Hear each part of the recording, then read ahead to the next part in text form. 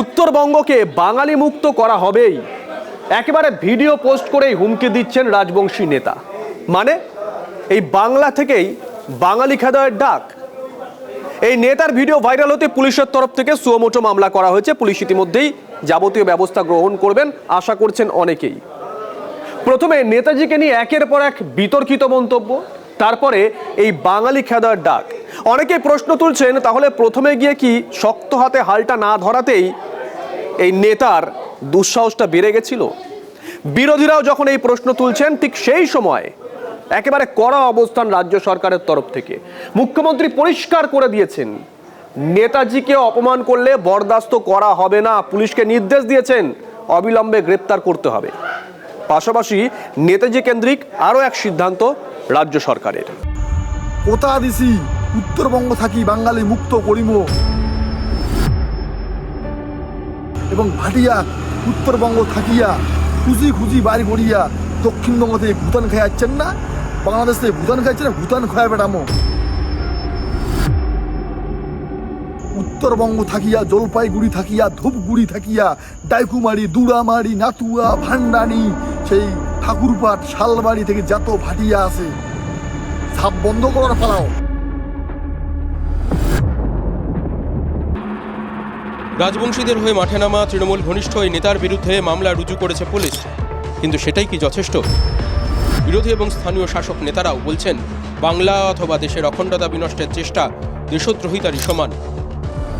এর সঙ্গে তৃণমূলের ছত্রছায়ায় থাকা কিছু তৃণমূলের যুব নেতা, এর সঙ্গে জড়িত কিছু শিক্ষক নেতাও জড়িত আছে। তাহলে প্রথম কথা হচ্ছে এই ঘটনাগুলোর সাথে বোম ব্লাস্ট থেকে শুরু করে ধূপগুড়ি পার্টি অফিসের যে জঙ্গি হামলা তার সাথে এবং সুভাষ সরকারের মৃত্যু সবটার সাথে কানেক্টেড আছে। রাজবংশী সম্প্রদায় যাচ্ছে আমার হচ্ছে রাজার বংশ, ঠিক আছে। আর এই রাজার বংশ কখনোই এই সমস্ত মতবাদে বিশ্বাসী নয়, ঠিক আছে। এরা নিশ্চয়ই কোনো বড় কেউর সঙ্গে জড়িত রয়েছে। কিন্তু কিভাবে এতটা দুঃসাহস? অনেকের মতেই এর সূত্রপাত নেতাজি সুভাষচন্দ্র বসুকে বেনজির অপমান দিয়ে নিজেকে মহারাজ বলা বিজেপির রাজ্যসভার সাংসদ নগেন্দ্র রায়ের একের পর এক অবমাননাকর মন্তব্য এবং একই সঙ্গে পাল্লা দিয়ে রাজবংশীদের নাম করে একদল সুযোগ সন্ধানীর লাগাতার কুরুচিকর পোস্ট। সেখান থেকে প্রশ্রয় পেয়েই কি সুখদেব রায়দের এমন দুঃসাহস? প্রশ্নটা উঠতে শুরু করেছিল বিভিন্ন মহলে, আর তারপরেই শেষমেশ করা অবস্থান সরকারেরও। পশ্চিমবঙ্গের মাটিতে দাঁড়িয়ে তিনি স্বাধীনতা পাইয়ে দিয়েছেন। নেতাজি সুভাষচন্দ্র বসু সম্পর্কে যারা যেখানে অপমানজনক, অশোভন, কুরুচিকর, খারাপ শব্দ প্রয়োগ করেছেন, আমরা পশ্চিমবঙ্গের মাটিতে এটা করতে দেব না। সোশ্যাল মিডিয়া প্ল্যাটফর্মেও তাদের বিরুদ্ধে ব্যবস্থা নেওয়ার জন্য লেখার ব্যবস্থা করছি এবং নির্দিষ্ট ধারাতে গ্রেপ্তারিও শুরু করার জন্য পুলিশকে নির্দেশ দেওয়া হচ্ছে। সেক্ষেত্রে কি বিজেপি রাজ্যসভার সাংসদও এই নির্দেশের আওতায় পড়বেন? স্বাভাবিকভাবে ওঠা এই প্রশ্নের উত্তরেও নিজেদের কঠোর অবস্থান বুঝিয়ে দিয়েছে সরকার। আইন সবার ক্ষেত্রে সমান। তিনি মন্ত্রী হন, শান্তি হন, সাংসদ হন, বিধায়ক হন, যেই হন, যে দলেরই হন, এমনকি যদি সরকারি কর্মচারী, পুলিশ কর্মী হন, তার ক্ষেত্রেও আইন সমানভাবে প্রয়োগ করা হবে। সরকার বা শাসক কেউই যে নেতাজির অপমান মেনে নেবে না, সেই বার্তার পাশাপাশি এদিন বিধানসভায় মুখ্যমন্ত্রী ঘোষণা করেছেন প্রত্যেক বিধানসভায় সেবা কেন্দ্র হবে। নাম হবে নেতাজি সুভাষচন্দ্র বসু সেবা কেন্দ্র। ধুতি পাঞ্জাবি পরিহিত নেতাজির ছবি দেবে তথ্য সংস্কৃতি দপ্তর। সেবা কেন্দ্রে নেতাজির ছবি রাখতে হবে। সেবা কেন্দ্রের খরচের জন্য মাসে 30,000 টাকা দেওয়া হবে। একদিকে নেতাজির অপমান, আরেকদিকে উত্তরবঙ্গে মাথাচাড়া দেওয়া বিচ্ছিন্নতাবাদী মনোভাব। দুয়ের অস্বস্তি কাটাতেই কি কিছুটা দেরিতে হলেও একই দিনে নেতাজি নিয়ে কড়া অবস্থান নিল সরকার? প্রশ্নটা তুলে দিয়েছেন নওশাদ সিদ্দিকীর মতো বিরোধী নেতারাও। যে বিধায়করা তাদের সেবা কেন্দ্র চালু করবেন, সেই সেবা কেন্দ্রের নাম দিতে হবে নেতাজি সুভাষচন্দ্র বসু সেবা কেন্দ্র। বিজেপি সরকার তাদের এমপির মুখে লাগাম পড়া আগে বিগত দিনে যে বাজে মন্তব্য করেছে তার বিরুদ্ধে আইনত ব্যবস্থা গ্রহণ করুন। ড্যামেজ কন্ট্রোল করার জন্য যে নেতাজি নামাঙ্কিত সেবা কেন্দ্র ছবি লাগালে 30,000 টাকা করে বিধায়ককে দিয়ে হবে, এটাই না হেডলাইন হয়ে যায়। Bureau report, TV9 Bangla. বদলের বাংলায় রং বদল। কথা বলছি একাডেমি অফ ফাইন আর্টস নিয়ে। জুলাই মাসে আমরা দেখেছিলাম যে সাদা গেরুয়া হলো, গেরুয়া থেকে আবার সাদা করা হলো এবং গতকালের পর আজ আবার সেটা গেরুয়া, মানে সাদা গেরুয়া গেরুয়া সাদা এই জিনিস হচ্ছেই এই একাডেমি ফাইন আর্টসের দেওয়ালে। কিন্তু কেন হচ্ছে বলুন তো? প্রথমে রং বদলে গেরুয়া, তারপর সাদা, এবার ফের গেরুয়া, বারবার 3 বার। একাডেমি অফ ফাইন আর্টসে দফায় দফায় রং বদল। শিবপুরে বিধায়ক রুদ্রনীল ঘোষ পাশে দাঁড়িয়ে সাদা রঙের উপর পড়ল গেরুয়ার প্রলেপ। ক্যামেরার সামনে দেখে নিন কি রং ছিল টিকিট কাউন্টারের, গেরুয়া এবং তার সঙ্গে সঙ্গে চকলেট রং, এই দুটোতেই ছিল। সেই দুটো রং খুব স্বাভাবিক কারণে ফিরিয়ে দেওয়া হচ্ছে। পালা বদলের পর যখন একাডেমি অফ ফাইন আর্টসের টিকিট কাউন্টারের রং বদলে গেরুয়া করে দেওয়া হয়েছিল, সেই সময় রাজ্য বিজেপির সভাপতি শ্রমিক ভট্টাচার্য বলেছিলেন, যারা করছে অন্যায় করেছে, ভুল করেছে। আমি চিঠিটা এখনো দেখিনি, আমি চিঠিটা পড়ছি। এটা হবে না। শিল্প সংস্কৃতি জগতে কোনো দখলদারির পক্ষে বিজেপি নয়।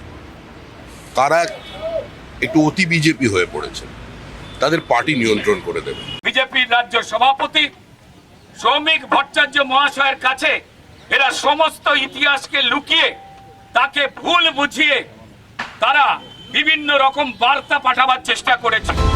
মঙ্গলবার বামপন্থী নাট্যকর্মীদের একাংশ একাডেমি অফ ফাইন আর্টসের টিকিট কাউন্টারের রং বদলে সাদা করে দিয়েছিলেন। উপস্থিত ছিলেন নাট্য ব্যক্তিত্ব চন্দন সেন এবং সিপিআইএম নেতা বিকাশ রঞ্জন ভট্টাচার্যরা। তারপর বুধবার আবার বদলে দেওয়া হলো একাডেমি অফ ফাইন আর্টসের টিকিট কাউন্টারের রং। যারা বিজেপি আদর্শে বিশ্বাস করেন তাদের মধ্যে ন্যূনতম ভদ্রতা, সভ্যতা, নৈতিকতা, সাংস্কৃতিক বোধ নেই। ওটা ছিল যে রঙের, সেটা একাডেমির যে ঐতিহ্য, সেই ঐতিহ্য অনুসারী। সেখানে ওরা গুন্ডামি করে গেরুয়া করে দিয়েছেন। তাদের ন্যূনতম সাংস্কৃতিক বোধ থাকলে তারা এটা করতেন না। বিকাশ বাবুদের বলে দিতে চাইছি, রাজনীতি করতে গেলে অন্য জায়গায় করুন।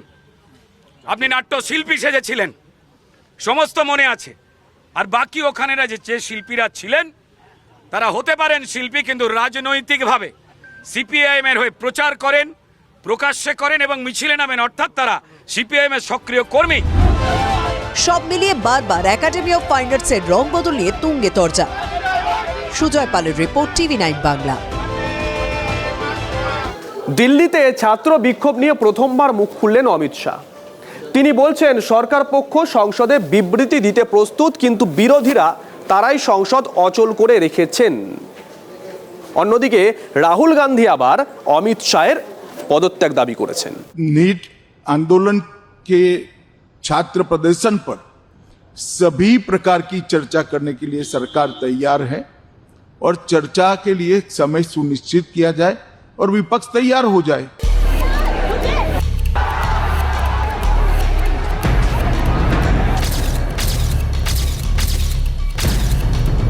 নিট প্রশ্নপত্র ফাঁসের প্রতিবাদে পড়ুয়াদের বিক্ষোভ নিয়ে সংসদে আলোচনায় প্রস্তুত সরকার, সাফ জানিয়ে দিলেন অমিত শাহ।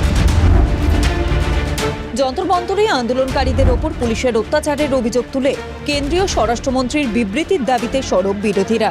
বিরোধী সাংসদদের বিক্ষোভের জেরে দফায় দফায় মুলতবি হয়ে যায়।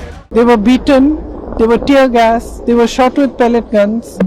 In Bihar, an AK-47 was used on them. The government doesn't feel that they owe any answer. They don't owe even a statement as to how did that happen, who ordered it. অবশেষে অমিত শাহ বললেন সব প্রশ্নের উত্তর দেবেন। मेरी ओर से भी मैंने कह दिया है कि मैं किसी भी सवाल का जवाब देने के लिए संसद में तैयार हूं, मगर वो चर्चा ही नहीं होने देना चाहते। अब जनता तय करे कौन भाग रहा है।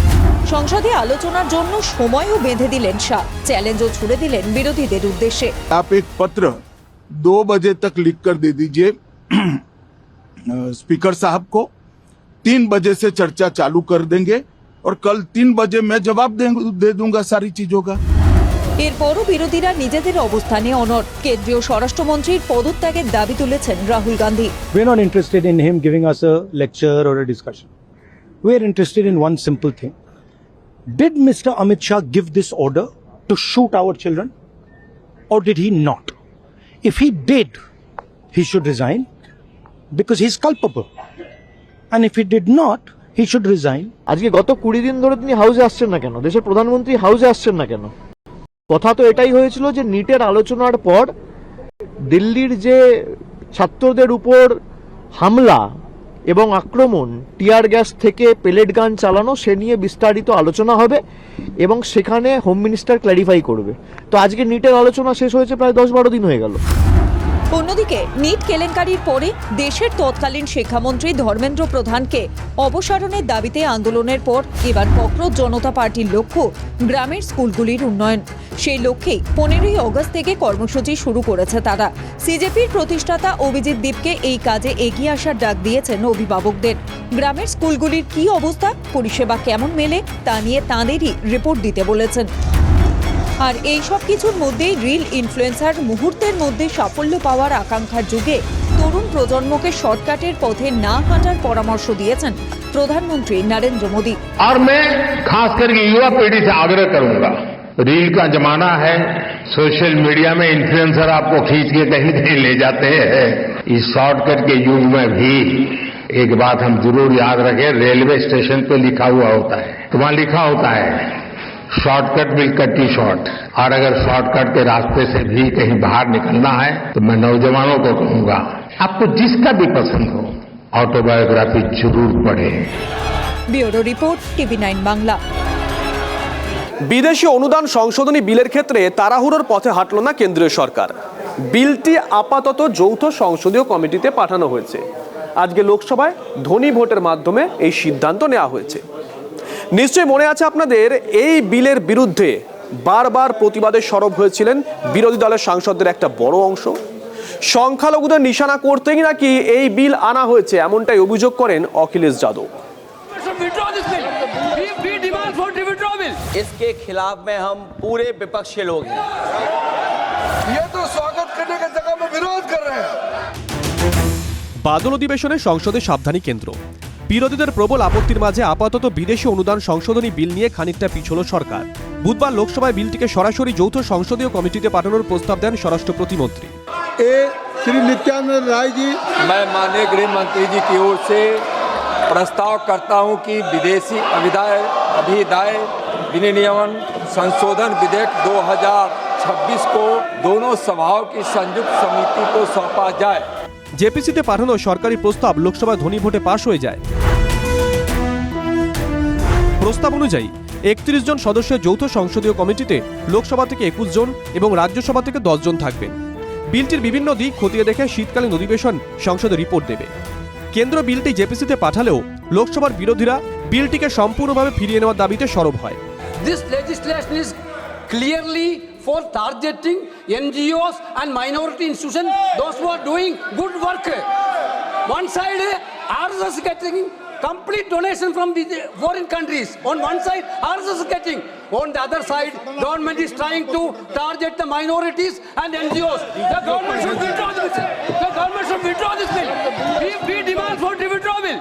सभापति महोदय, जो सरकार FCRA ला रही है, इसके खिलाफ में हम पूरे विपक्षी लोग हैं। সংশোধনী বিল আইন হলে সংখ্যালঘু সংগঠনগুলো সমস্যায় পড়বে। এই অভিযোগ ঘিরে লোকসভায় বাদানুবাদে জড়িয়ে পড়ে সরকার ও বিরোধী পক্ষ। जेपीसी में कोई मैटर भेजता है तो विपक्ष उसका स्वागत करता है। ये तो स्वागत करने की जगह में विरोध कर रहे हैं।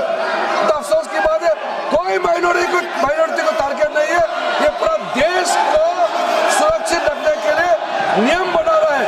किसी माइनॉरिटी, किसी कम्युनिटी को टारगेट करने का सवाल ही नहीं है। सभापति महोदय, जो माननीय मंत्री जी कह रहे हैं, नहीं माननीय मंत्री जी कह रहे हैं कि माइनॉरिटी के खिलाफ नहीं है।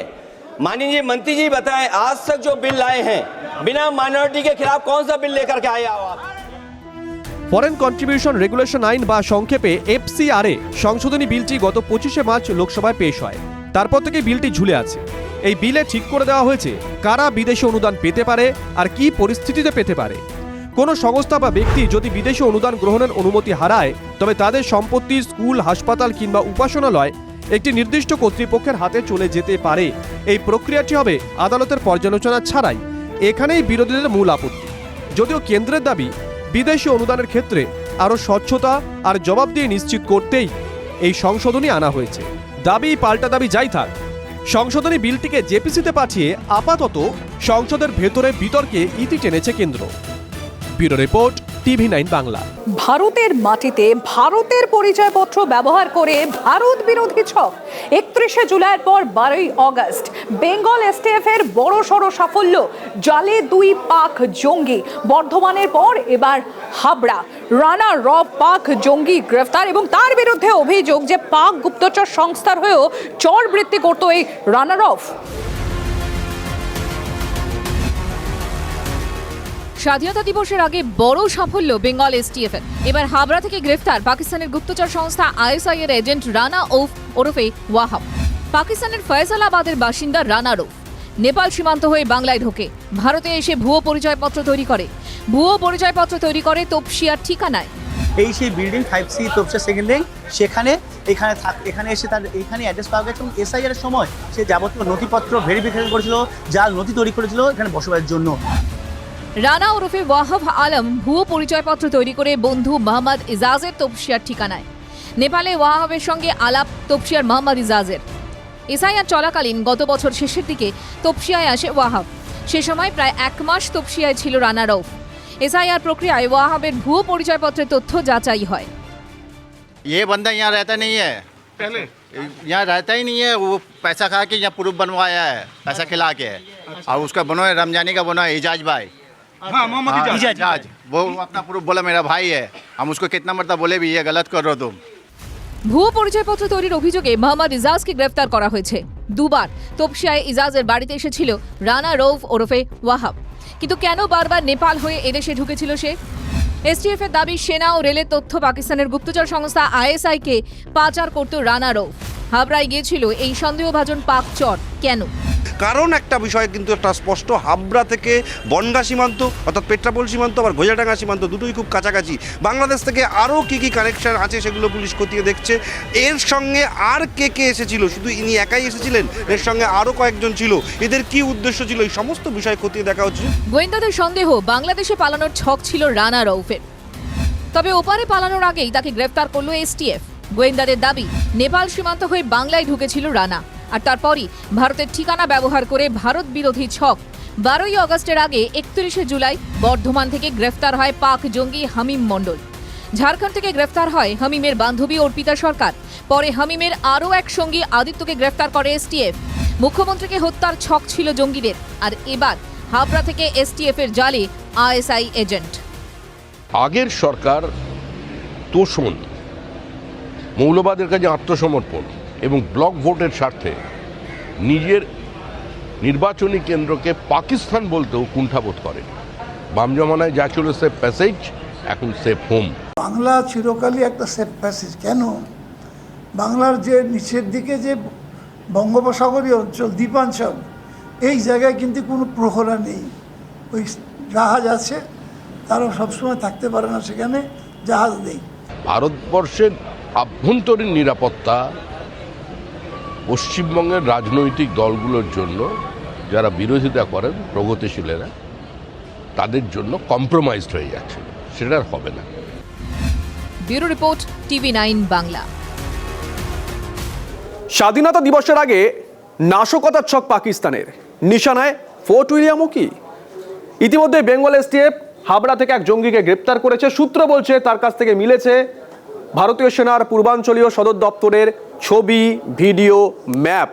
পাশাপাশি ভারতীয় সেনার গতিবিধি, বিএসএফ এর গতিবিধি সংক্রান্ত তথ্য মিলেছে ওই জঙ্গির হাত থেকে, বলছে সূত্র।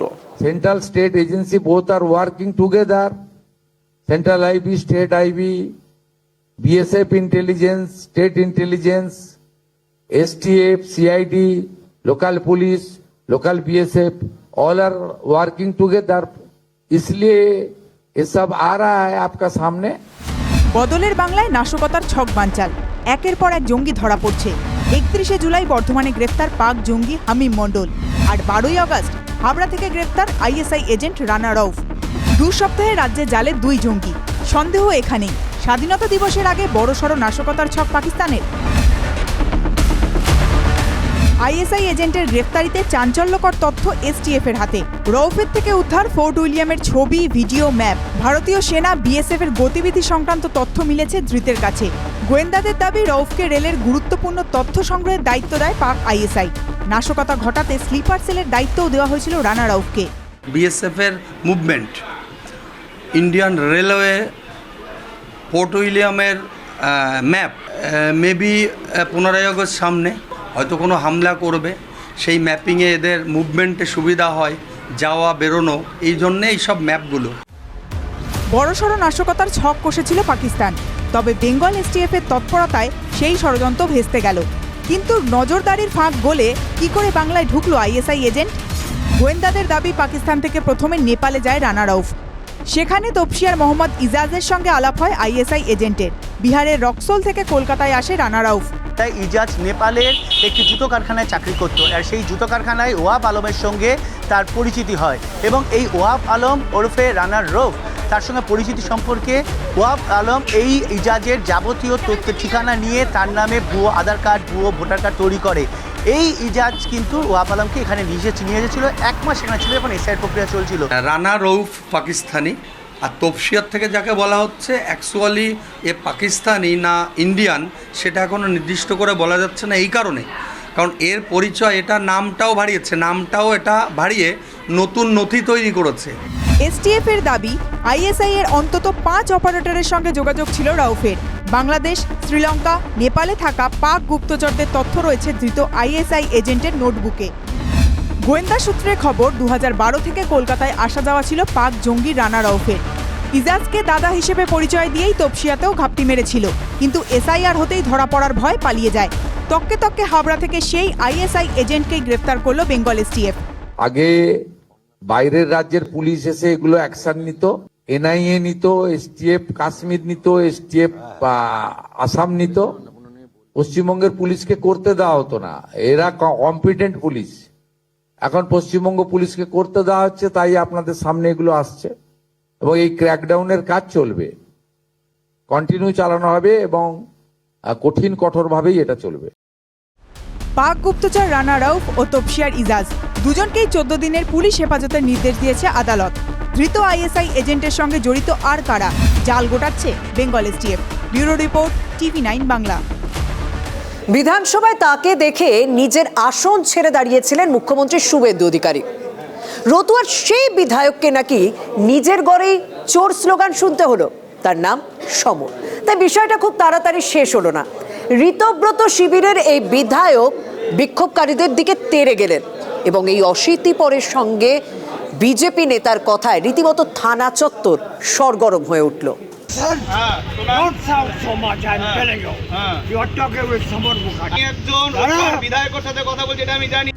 চাঁচলে থানা চত্বরে জোর সমর, প্রবীণ বিধায়কের সঙ্গে নবীন নেতার কথার লড়াই। বিজেপি নেতার একের পর এক বান, এতেই তেরে যান ঋতব্রত শিবিরে থাকা তৃণমূল বিধায়ক সমর মুখোপাধ্যায়। আপনি সরকারি সম্পত্তি কেন বিক্রি করেছেন? আমি করেছি। কে করেছে? আপনি তো দায়িত্বে ছিলেন। পুলিশকে আমরা অবিলম্বে বলছি ওনাকে অ্যারেস্ট করুন। কাউকে না জানিয়ে একটি সমবায় সমিতির জমি বিক্রির অভিযোগ ওঠে বর্ষিয়ান বিধায়কের বিরুদ্ধে। বুধবার সেই মামলায় তাকে চাঁচল থানায় জিজ্ঞাসাবাদ করা হয়। থানা থেকে বেরোতেই বিধায়কের বিরুদ্ধে ওঠে চোর স্লোগান। এরপরেই সমরের মেজাজ সপ্তমে ওঠে। দুর্নীতির অভিযোগ তুলে গলা চড়ান বিজেপি নেতাও। আমার নাম প্রসেনজিৎ শর্মা, চাঁচলের গ্রাম পঞ্চায়েতের সদস্য। আপনি এমএলএ, আমি গ্রাম পঞ্চায়েতের সদস্য। সবাইকার ব্যাংকের জায়গাটা কি করে বিক্রি হলো? আপনি পুরোপুরি এর মধ্যে ইনভলভ। আপনি ইনভলভ। আমার ছবি হচ্ছে, অসুবিধা নেই। 3 বার কংগ্রেস ও 3 বার তৃণমূলের টিকিটে রতুয়া থেকে জিতেছেন সমর। বর্তমান বিধানসভায় তিনি অন্যতম প্রবীণ সদস্য। ছবারের বিধায়কের প্রতি তার আলাদা শ্রদ্ধা আছে বলে বিধানসভায় জানিয়েছিলেন মুখ্যমন্ত্রী শুভেন্দু অধিকারী। সমর মুখার্জিকে দেখলে এখনো উঠে শ্রদ্ধা জানাই। রতুয়ায় বিজেপি কর্মীরা ক্ষুব্ধ হতে পারে, যা সত্যি তাই বললাম। সেই সমর খাসতালুকেই বিক্ষোভের মুখে। যে ডাক্তার দেখানো হয়েছে আমার নামে ফলস রেজিস্ট্রি করানো, সেই ডাক্তারই ভুল। উনি যেভাবে সরকারি সম্পত্তি আত্মসাৎ করার চেষ্টা করেছেন, তাই আমরা আজকে সকলে মিলে এসে একটু বিক্ষোভ দেখিয়েছি। আমরা চাই যে এই নৈতিক যাতে জায়গাটা যাতে আবার মানুষ ফিরে পায়। ঋতব্রত শিবিরের বিধায়ককে ঘিরে বিক্ষোভে যেন উল্লসিত মমতাপন্থী তৃণমূল নেতারা। শুভেন্দু অধিকারী যথেষ্ট পদক্ষেপ নেবেন। বালিশ তৃণমূলে গেছে বলে তাকে মাফ করে দিবে, এটা আমরা বিশ্বাস করি না। বুধবার দুপুরে থানার সামনে যখন দুই নেতার তুমুল কথা কাটাকাটি হয়, তখন পিছু উঁকি মারছিল একটি জনপ্রিয় ব্র্যান্ডের ক্যাচলাইন, ঠান্ডা থাক। রতুয়ার রাজনীতি ঠান্ডা রইল কোথায়, বেজায় গরম। মালদা থেকে সুব্রত ভট্টাচার্যের রিপোর্ট, TV9 বাংলা। আচ্ছা, ঋতব্রত বন্দ্যোপাধ্যায়ের পাশে বসে কি পুরসভার চেয়ার হারাতে চলেছেন জলপাইগুড়ির পুরো চেয়ারম্যান? কালীঘাট তৃণমূলের কাউন্সিলর যারা আছেন তারা অনাস্থা এনেছেন, আর তাতে রীতিমতো নাটকীয় পরিস্থিতি জলপাইগুড়িতে।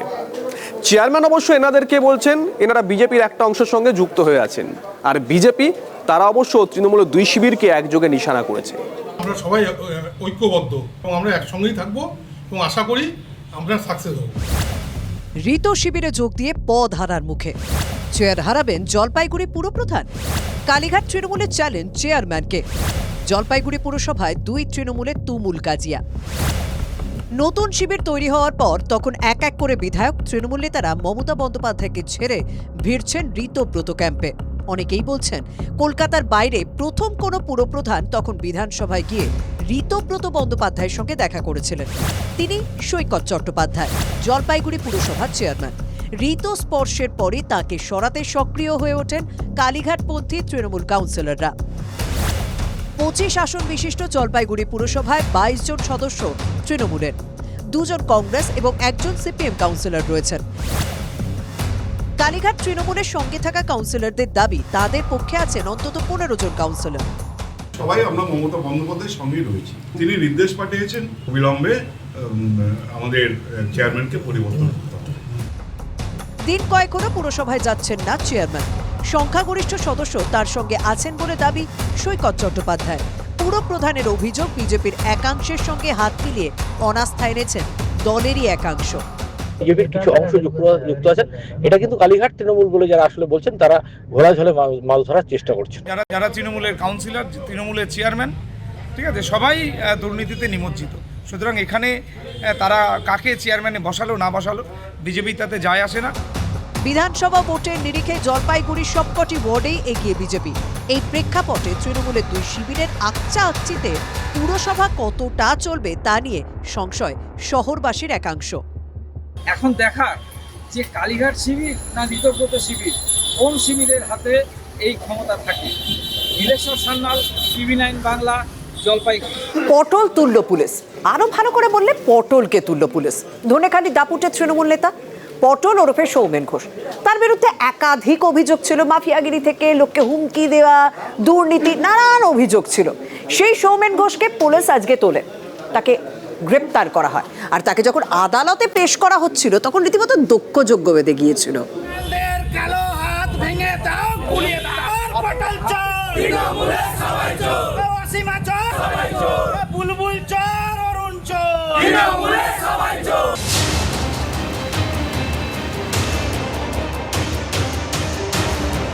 ধনিয়াখালীতে নিজেকে স্বঘোষিত রাজা হিসেবে ঘোষণা করা অত্যাচারী পটল ঘোষকে ধরে আনা হয়েছে।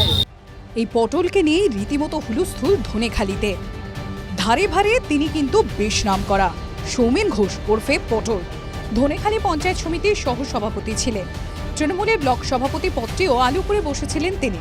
তার বিরুদ্ধে অভিযোগ ভুরি ভুরি তোলাবাজি, মাটি মাফিয়ারাজ, বাড়ি ভাঙচুর, ভোট পরবর্তী হিংসা, লুটপাট, অস্ত্র নিয়ে বিরোধীদের ভয় দেখানো, খুনের হুমকি, 100 দিনের কাজে দুর্নীতি ঝোঁক। এমনই হাজারটা অভিযোগে অভিযুক্ত ধনেখালির পটল ঘোষ, যিনি আবার বিধায়ক অসীমা পাত্রর বেশ ঘনিষ্ঠ। এমনই দাবি বিজেপির। তৃণমূল জামানায় বিধায়কের হাত মাথায় নিয়েই তিনি রাজত্ব চালিয়েছেন বলে অভিযোগ। 15 বছর ধরে যেভাবে মানুষের উপরে অত্যাচার করেছে, মানে প্রত্যেক বাড়িতে বাড়িতে বিরুদ্ধে কেস দিয়ে আমার নিজের ঘরও ভাঙার দায়িত্ব মানে উপস্থিত ছিলেন।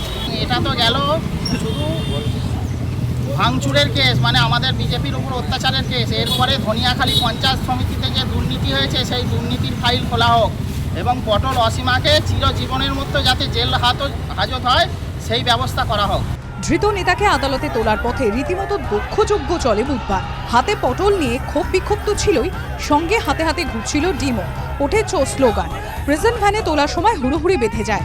যদিও মমতাপন্থী তৃণমূলের সাফ কথা, ভাসানো হয়েছে সৌমেন ঘোষকে। মানুষের চোখ ঘোরাবার জন্য মিথ্যা কেস দিয়ে তৃণমূল কংগ্রেস কর্মীদের হেনস্থা করা হচ্ছে। উন্নয়নের নামে খোঁজ নেই, সবই মিথ্যা কেসে গ্রেপ্তার করা হচ্ছে। পটলকে তুলেছে পুলিশ। এবার আইন মাফিক দৃষ্টান্তমূলক শাস্তিও হোক স্বরূপ পদ্ম শিবির। এই গ্রেফতারি ঘিরে এলাকায় চাপানুটোর তুঙ্গে। সনক মাঝের রিপোর্ট, TV9 বাংলা। জনপ্রতিনিধি আসলে কারা বলুন তো? যারা জনগণের প্রতিনিধি, তাই তো? তারা জনগণের মাঝে বসে চা খাবেন, গল্প গুজব করবেন, সাইকেল করে ঘুরে বেড়াবেন, বাজার করতে যাবেন, তারাই তো জনপ্রতিনিধি। কিন্তু আজকের দিনে এমন বিধায়ক পাওয়া বোধহয় বিরলই। তাই কি বাম জমানার দুজন প্রাক্তন বিধায়কের প্রসঙ্গ তুলে ধরে বর্তমান বিধায়কদের শিক্ষা দিলেন মুখ্যমন্ত্রী? ভিডিও দেখছিলাম, বাসন্তীর প্রাক্তন এমএলএ রেল স্টেশনে তাকে একজন সোশ্যাল মিডিয়া ভাইরাল করেছে। সবচেয়ে অবাক লাগছে যে একজন মুখ্যমন্ত্রীর পক্ষে এত খবর রাখার। প্রফুল্লচন্দ্র সেন থেকে অজয় মুখোপাধ্যায়, বুদ্ধদেব ভট্টাচার্য। বাংলার প্রয়াত প্রাক্তন মুখ্যমন্ত্রীদের নিয়ে কথা হলে অনেক প্রসঙ্গের মধ্যেও ঘুরে ফিরে আসে তাদের সাধারণ জীবনযাত্রার কথা। সাধারণভাবে থেকেও যে অসাধারণ হওয়া যায় তা শুধু প্রাক্তন মুখ্যমন্ত্রীরাই নন, আরও অনেক নেতাকে দেখেছে বাংলা।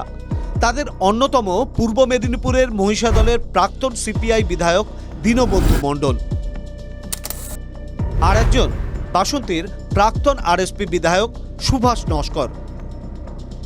বুধবার বিধানসভায় গড়গড় করে দুই প্রাক্তন বাম বিধায়কের সহজ সরল জীবনের কথা বলে গেলেন মুখ্যমন্ত্রী।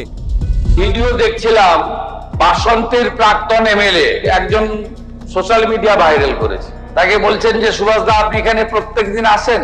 বলছে হ্যাঁ আসি, আমি এখানে পাশে সবজির বাজার করি, তারপরে এখানে বেঞ্চিতে বসে একটু চা টা খাই, খবর কাগজ একটু পড়ি এখানে।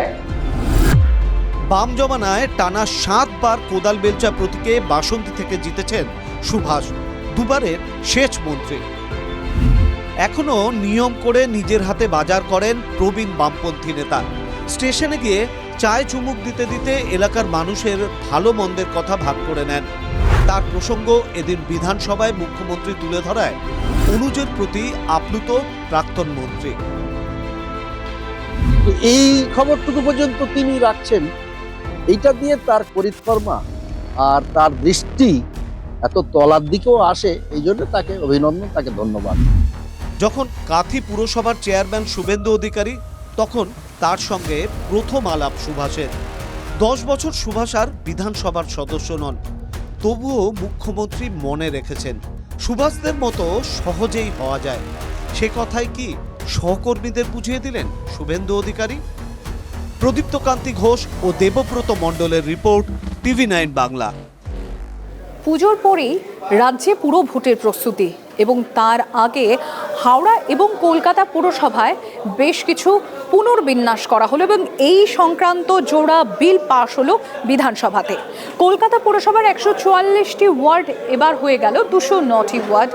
হাওড়া পুরসভার 50টি আসন বেড়ে হয়ে গেল 68 এবং বালি পুরসভাকে হাওড়া পুরসভা থেকে আলাদা করা হলো।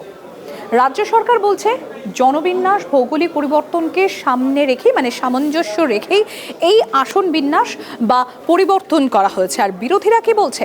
বিরোধীরা বলছে এর পিছনে কোনো রাজনৈতিক উদ্দেশ্য নেই তো। বিধানসভায় পাশ জোড়া বিল, হাওড়া কলকাতায় বাড়ছে ওয়ার্ড। যে সকল সদস্য এই মতের পক্ষে তারা অনুগ্রহ করে হা বলুন। যে সকল সদস্য এই মতের বিপক্ষে তারা করে না বলুন। ধ্বনি ভোটে পাশ হলো পুরসভা সংশোধনী বিল। পুরো ভোটের আগে হাওড়া কলকাতা পুরসভার ওয়ার্ড সংখ্যাতে বড় পরিবর্তনের পথে রাজ্য সরকার। হাওড়ার 50টি ওয়ার্ডকে ভেঙে এবার 68টি ওয়ার্ড করার সিদ্ধান্ত নেওয়া হয়েছে। কলকাতার 144টি ওয়ার্ড ভেঙে 209টি ওয়ার্ড করার প্রস্তাব নেওয়া হয়েছে। একই সঙ্গে বালি পুরসভাকে আলাদা করা হলো হাওড়া মিউনিসিপ্যাল কর্পোরেশন থেকে। That the Howrah Municipal Corporation Amendment Bill 2026 be withdrawn. সেই মেয়র যে হয়তো আপনাদের দলে আছেন, তিনি তখন ফেল করেছেন, সিস্টেমটা ফেল হয়েছে। কোন নীতিতে ওয়ার্ড পুনর্বিন্যাস? বিল নিয়ে আপত্তি তুলেছে বিরোধীরা। কোন নীতি বা মাপকাঠির ভিত্তিতে সীমানা নির্ধারণ হচ্ছে তা স্পষ্ট করার দাবি বিরোধীদের। কোনো সামঞ্জস্য নেই একটি ওয়ার্ডের সঙ্গে আরেকটি ওয়ার্ডে। রাজনৈতিক উদ্দেশ্য প্রণোদিত মনোভাব নিয়ে ডিলিমিটেশন করা হয়েছে, এটা আমার মনে হয়েছে। আমি নীতিগতভাবে ওয়ার্ড পুনর্বাসনের বিরোধিতা করছি না, কিন্তু প্রশ্ন হচ্ছে এই পুনর্বাসন কোন নীতির ভিত্তিতে হচ্ছে। একবার মানুষের কাছ থেকে একটা মাস ওপিনিয়ন নিন, তাদেরকে মতামত দেওয়ার সুযোগ দিন, তারপরে এই বিলটা আবার এই সদনে পেশ করবেন। ওয়ার্ড পুনর্বিন্যাস নিয়ে ধারণা নেই বিরোধীদের। আপনারা ডিলিমিটেশন পুনর্বিন্যাস নিয়ে আপনাদের আইডিয়াটাই ক্লিয়ার নেই। একটা ড্রাফট নোটিফিকেশন হবে, ডিসপোজাল হবে, দুটো অল পার্টি মিটিং ডাকতে হবে স্টেট ইলেকশন কমিশনকে। শুধু পপুলেশন এখানে বিষয় নয়, সাইজটা আয়তনটা আমাদের ভাবা উচিত, কারণ পুরসভাকে সেই অঞ্চলের রাস্তার দায়িত্ব নিতে হয়, সেই অঞ্চলের মানুষকে জল দিতে হয়। অন্যদিকে হাওড়ার নাগরিক পরিষেবা নিয়ে তৃণমূল সরকারকে তুলোধনা পুর ও নগর উন্নয়ন মন্ত্রী অগ্নিমিত্রা পালের। হাওড়া নিয়ে প্ল্যানিং করেন অরূপ বাবু? হাওড়ার পপুলেশন বাড়ছে, রাস্তাগুলো যে বড় হওয়া দরকার, আজকে এত গাড়ি বাড়ছে, কোনো প্ল্যান আপনারা করেননি? দেশের লোকসভার আসন পুনর্বিন্যাস নিয়ে হই হই কাণ্ড। 2029 লোকসভা নির্বাচনের আগে বিল পাশ করাতে মরিয়া এনডিএ জোট। এমতাবস্থায় পুনর্বিন্যাস নিয়ে বড় প্রশাসনিক বদলের পথে রাজ্য সরকার। Bureau report, TV9 Bangla.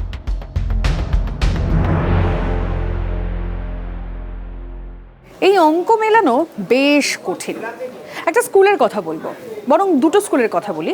প্রথম স্কুলে পড়ুয়াদের সংখ্যা প্রায় নেই বললেই চলে, আর শিক্ষকের সংখ্যা অনেক। কিন্তু শিক্ষকের সংখ্যা অনেক হলেও তাদের কিন্তু জনগণনার ডিউটি পড়েনি। আর দ্বিতীয় যে স্কুলটার কথা আপনাদেরকে বলবো, সেখানে পড়ুয়ার সংখ্যা অনেক কিন্তু শিক্ষক প্রায় নেই, তাদেরকে নামতে হবে জনগণনার ডিউটিতে। বুঝতে পারছেন অঙ্কটা কতটা জটিল? হুগলির গোঘাটে এই বৈষম্য বিতর্ক এখন এই নিয়ে জলঘোলা চলছে।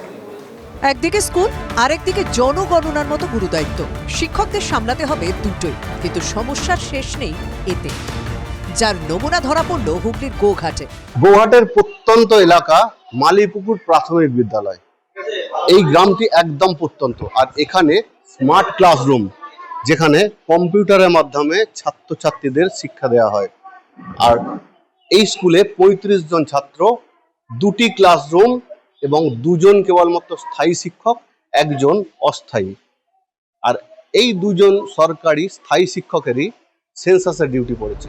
মাথার ঘাম পায়ে ফেলে কোনো মতে হাতে গোনা এই কজন শিক্ষক স্কুলের এত পড়ুয়ার দায়িত্ব সামলান, তার উপর আবার আরো কাজের ভার। সামলানো যাবে তো সব দিক? ফিল্ড ওয়ার্কটা আমাদের যেটা 16 তারিখ থেকে শুরু হচ্ছে, ওইটা আমাদের কাছে খুব কষ্টকর হয়ে যাবে। জানি না দুটো কিভাবে মেলবন্ধন করতে পারবো, তবে অবশ্যই স্কুলকে হ্যাম্পার করাটা আমাদের নিজেদের একটা স্বার্থের আঘাত হবে। ক্ষতি তো একটু হবেই। Mid day meal as usual চলবে, কিন্তু শিক্ষার দিক থেকে পঠন পাঠন তো একটু ব্যাঘাত ঘটবেই। আমরা সরকারি কর্মচারী, আমাদের করতে হবে কাজগুলো। আমরা চেষ্টা করবো স্কুলকে বাঁচিয়ে, ছেলেদেরকে পড়াশোনা বাঁচিয়ে এটা করার। তবে একটা প্রেসার থাকবে অবশ্যই, যে একটা সেন্সাস একটা হিউজ ডিউটি, অনেকটা দীর্ঘ সময়ের ডিউটি।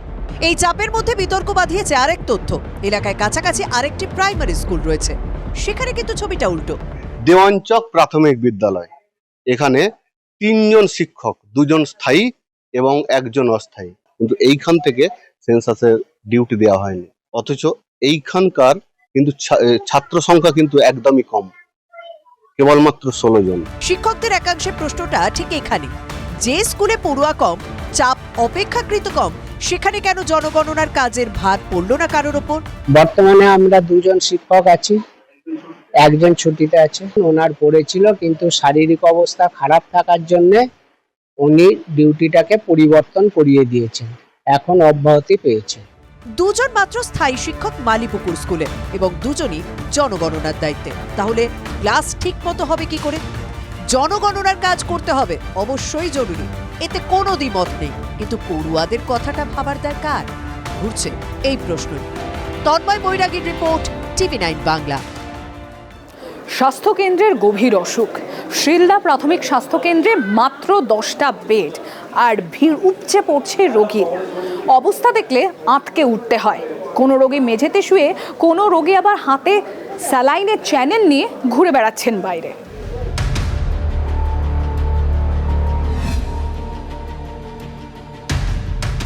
প্রাথমিক স্বাস্থ্যকেন্দ্র, সেখানে পুরো সুপার স্পেশালিটি পরিষেবা মিলবে এই আশা কেউ করেন না, কিন্তু পরিষেবা একটু হলেও ঠিকঠাক পাওয়া যাবে, বেডটা অন্তত মিলবে, এটুকু চাওয়া কি খুব বাড়াবাড়ি? এলাকাবাসীর একমাত্র ভরসা 10 বেডের শিলদা প্রাথমিক স্বাস্থ্যকেন্দ্র। রোগী অনেক, ফলে অনেকে জায়গা হয় মেঝেতে, অনেক সময় বারান্দায় বেঞ্চে পড়েও কাতরাতে দেখা যায় রোগীদেরকে। কেউ কেউ আবার স্যালাইনের চ্যানেল হাতে হাসপাতালের বাইরে ঘুরছেন, এটাও হয়। সবই সম্ভব এই স্বাস্থ্যকেন্দ্রে। আলো নাই, পাখা নাই, সবকিছু নাই, তবে কি করবো? এভাবে কি আপনারা থাকেন এখানে? হ্যাঁ। যারা সিট বেড পায় তারা বেডে থাকে, আর যারা না বেড পায় তারা নিচে থাকে। মেঝেতেই থাকতে হয়, তার কারণে সিট পাওয়া যায় না। অল্প সংখ্যক সিটটাতে কোথায় পাবো? আর রুগীর শেষ নেই, দেখছেন না কি অবস্থা। ডাক্তার তো দরকারই, যেহেতু এত পেশেন্ট আসছে, সবারই অসুবিধা। চরম ভোগান্তির শিকার হচ্ছেন বিনপুর 2 নম্বর ব্লকে শিলদা প্রাথমিক স্বাস্থ্যকেন্দ্রে আসা রোগীরা। চিকিৎসক আর স্বাস্থ্যকর্মীরা সাধ্যমতো পরিষেবা দেওয়ার চেষ্টা করেন, কিন্তু পরিকাঠামোর অভাবে সমস্যা পাহাড় প্রমাণ।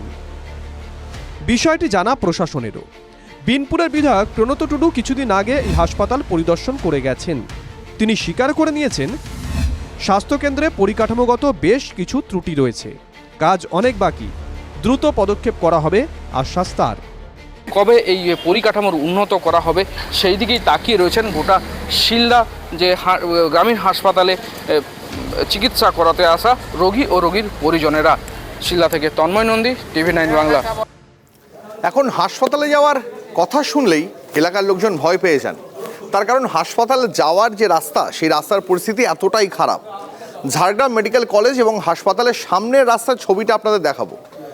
তার উপরে রয়েছে নিকাশির সমস্যা, জল বেরোতে পারে না, যে কারণে হাসপাতালের সামনের রাস্তায় জল জমে কার্যত পুকুরের মতন অবস্থা। রাস্তায় বড় বড় গর্ত রয়েছে, সেই গর্ত আর এই জমা জল পেরিয়ে হাসপাতালে পা রাখাই দায়।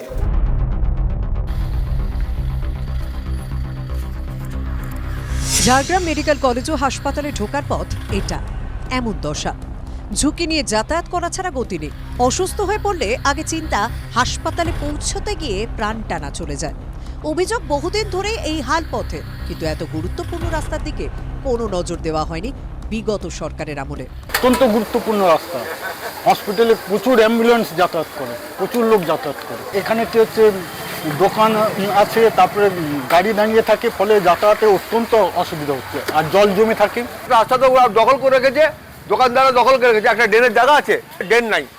হ্যাঁ, রাস্তার উপর দিয়ে জল যায়, তো পিছনের উপর দিয়ে জল গেলে কি হবে? এরপরে পারাপার অযোগ্য, এর পারাপার কি, কোন দিনে কোনো অ্যাক্সিডেন্ট হবে, রুগী মরে যাবে। দিন দিন এই পথের অবস্থা আরো বিপজ্জনক হয়ে উঠছে।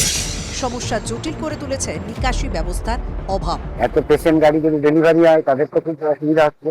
এটা আজকে না, দীর্ঘদিনের আছে, তৃণমূলের আমলেও হয়নি, এখন যদি বিজেপি সরকার এসে যদি করে। আশা এখন এটাই, নতুন সরকার নিশ্চয়ই কিছু করবে, বদলাবে দুর্ভোগের এই ছবি।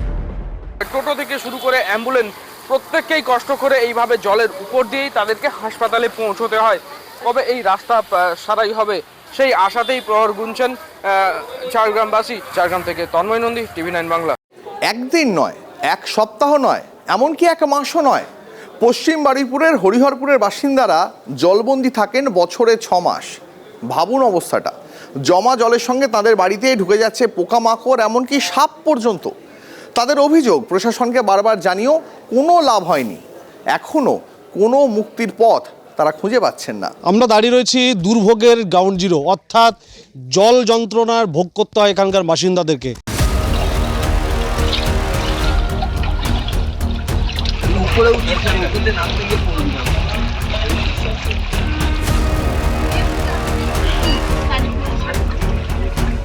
আমার মেয়ে যে স্কুলে পড়ে, ডায়েরির ওপর শুধুমাত্র প্রত্যেক দিন লেখা হয় জল জমার জন্য বাচ্চা স্কুলে যেতে পারছে না, জল জমার জন্য বাচ্চা স্কুলে যেতে পারছে না।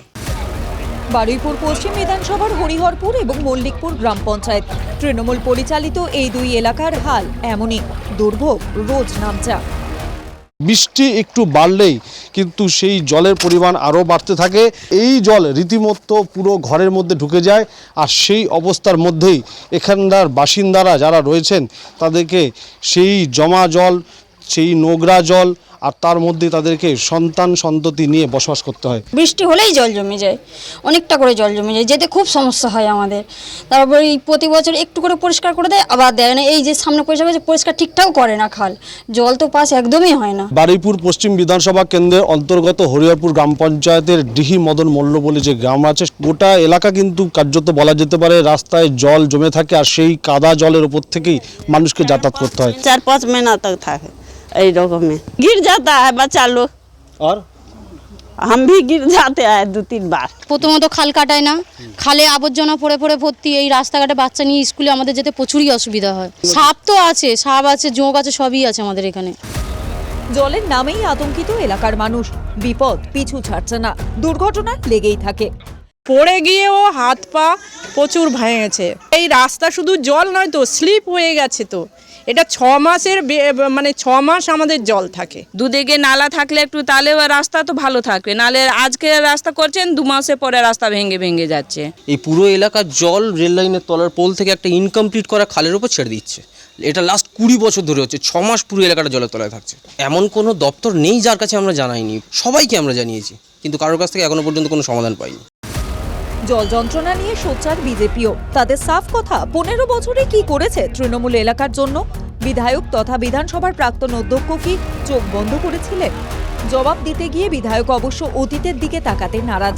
কেন কাজ হয়নি এর আগে জবাব নেই, আছে শুধু অভিযোগ এবং নিশানায় বিজেপি। পঞ্চায়েতের হাতে যা ক্ষমতা ছিল সেই ক্ষমতাটাও কেড়ে নিয়েছে। কাজটা হবে কোথা থেকে আমার তো কিছু মাথায় আসছে না। যদি ফান্ড করানো যদি না, ফান্ডিং যদি না থাকে তাহলে কাজটা করবে কি? এলাকাবাসীর একটাই কথা, অনেক হয়েছে আর না। নতুন সরকারের কাছে তাদের দাবি, জল যন্ত্রণা থেকে এবার মুক্তি দেওয়া হোক। অভিজ্ঞান নস্করের রিপোর্ট, TV9 বাংলা। দ্বীপের নাম সাতজেলিয়া, পশ্চিমবঙ্গের একেবারে শেষ দিকে। সুন্দরবনের এই প্রত্যন্ত এলাকা, যেখানে হাওয়াতেও নোনতা স্বাদ, সেখানে রবীন্দ্রনাথ বেঁচে আছেন। কিভাবে? এক পোস্ট অফিসের মাধ্যমে। প্রথম কাজ আরম্ভ করিয়াই উলাপুর গ্রামে পোস্টমাস্টারকে আসিতে হয়। গ্রামটি অতি সামান্য, নিকটে একটি নীলকুঠি আছে। তাই কুঠির সাহেব অনেক জোগাড় করিয়া এই নূতন পোস্ট অফিস স্থাপন করিয়াছে। আমাদের পোস্টমাস্টার কলিকাতার ছেলে। জলের মাছকে ডাঙায় তুলিলে যেরকম হয়, এই গণ্ডগ্রামের মধ্যে আসিয়া পোস্টমাস্টারেরও সেই দশা উপস্থিত হইয়াছে। একখানি অন্ধকার আটচালার মধ্যে তাহার আপিস, অদূরে একটি পানাপুকুর এবং তাহার চারিপাড়ে জঙ্গল। পোস্টমাস্টার কাকুর হাতে তখন আদ্যিকালে স্ট্যাম্প, যে স্ট্যাম্প একটু পরেই ঠকাশ করে পড়বে মানি রিসিটে। পোস্টমাস্টার মনোরঞ্জন মণ্ডল, গ্রামের নাম লাক্সবাগান। সেই লাক্সবাগান পোস্ট অফিস বলতে চড়াজীর্ণ মাটির ঘর, মাথায় খড়ের ছাউনি।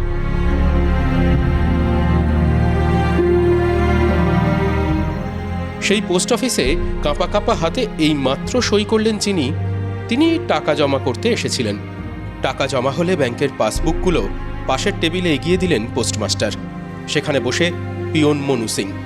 মনুর হাতেও বেজায় কাজ। বাইরের দেওয়ালে হেলান দিয়ে রাখা দুটো সাইকেলের একটা মনুর। প্যাডেলে চাপ পড়লেই চিঠি পৌঁছে যায় বাড়ি। মনু সিং বলে চলেন মেদিনীপুর থেকে এসে কিভাবে সেধিয়েছেন সুন্দরবনের পেটের ভেতর। আমি মেদিনীপুর থেকে এসেছি সুন্দরবনে। আমি এই লাক্সবাগান পোস্ট অফিসে পিয়নের কাজ করি। তো ওই বৃষ্টির দিনে একটু অসুবিধা রয়েছে, জল একটু পড়ে মাঝে মধ্যে। মনু সিং বলেন না, দিনের বেলা তবু তো একরকম, সাঁঝের বেলা হলেই লাক্সবাগানে ঘুটঘুটটি অন্ধকার। ভাঙাচোরা পোস্ট অফিসের ভেতর তখন যেন কল্প ভর করে। বৃষ্টি নামলে খড়ের ছাউনি থেকে জল পড়ে। ঝিঝি ডাকা রাত ভোর হলেও পোস্ট অফিসের সেই দুর্দশার কথা লাক্সবাগানের মুখে মুখে ফেরে। পোস্ট অফিসটা 60-65 বছর, আর মাটির ঘর, বর্ষাকালে জল কম। ফেরার সময় হয়। লাক্সবাগানের জেটি ঘাটে ফেরি এসে ভেড়ে। কিছু লোক নামে, কিছু লোক পাড়ি দেবে বলে অপেক্ষায়। নৌকায় চড়ে বসেন TV9 বাংলার প্রতিনিধি। নৌকা রওনা দেয়। পিছনে পড়ে থাকে লাক্সবাগান, পড়ে থাকে ফাঁকা ডাকবাক্স, পড়ে থাকেন পোস্টমাস্টার ও পিয়ন, পড়ে থাকেন রবীন্দ্রনাথ। গোমর নদীতে নৌকা এগোয়। সামনে কোরানখালী, বিদ্যাধরী, হোগল আর মাতলার মতো 4টে নদী থাকে অপেক্ষায়। সুন্দরবনের তলপেট থেকে খবর এসে জমা হয় সেক্টর 5-এর ডাক বাক্সে। এই মাত্র যে খবর আপনার ঠিকানায় পোস্ট করল TV9 বাংলা। শ্রীচরণে সুদর্শক, জানাবেন পছন্দ হলো কিনা। দেবব্রত মণ্ডলের রিপোর্ট, TV9 বাংলা।